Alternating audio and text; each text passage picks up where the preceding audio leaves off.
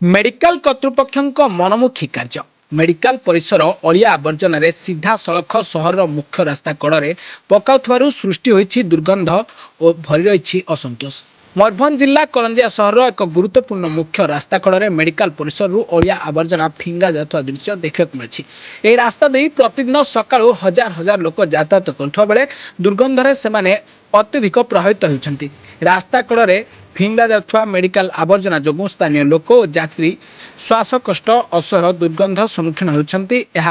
सहर रास्ता कड़े उठा दोकान बाहर लोक और व्यवसायी मान दुकान खोली बसवा मुस्किल हो पड़ी। सकाळे एनएससी सफाई कर्मचारी अलिया उठाऊना किंतु परे मेडिकल सफाई कर्मचारी आसी पुणी रास्ता कड़े अलिया फिंगी देउछंती। पचारे कहते मेडिकल कर्तृपक्ष आदेश देइछंती एही स्थान निकटरे थिबा टैक्सी स्टैंड रे दुर्गंध जोगु चालक और यात्री माने भयंकर भाव में प्रभावित होती। एपटे प्रधानमंत्री नरेंद्र मोदी स्वच्छ भारत अभियान को देशव्यापी भाव में कार्य करुवा बेले अन्यपटे करंजिया मेडिकल कर्तृपक्ष एपरी अवहेला सरकारी नियम को सीधा सड़क बेखातिर करुवार दृश्य सृष्टि करिछि। सेपटे जनसाधारण तातिबारे लागिछंती कारण यह हेउछि राष्ट्रपति निज जिला मयूरभंज जिला एवं राष्ट्रपति निज जिलार जनाशुना सहर करंजिया सहर। एठार दाबी हेउछि मेडिकल समस्त अलिया आवर्जना रास्ता कड़े न पकाई मेडिकल परिसर भितरे संचय करा जाऊ, निर्दिष्ट सफाई व्यवस्था माध्यम डंपिंग स्थान को पठा जाऊ।